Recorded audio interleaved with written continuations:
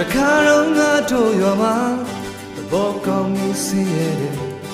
ကိုပေါ်လို့အများခေါ်တယ်ပေါ်ချချန်တရားနေသူအလုံးလုံးတဲ့အိမ်ကရိုးချောင်းတက်တဲ့ထေးသမီးကိုရမတို့သိတိတ်တိတ်သာရှစ်ရှာနေတော့တယ်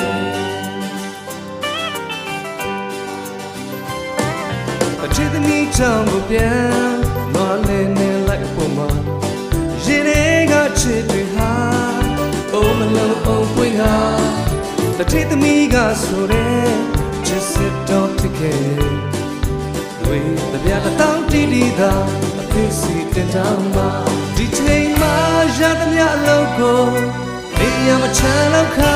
အဟာရာသိတီးပြီးသလိုမဆိုင်ရမတောင်းရနဲ့ပူပြင်းတဲ့ကြော်တွေဟာအချစ်စိတ်ကြောင့်အေးရက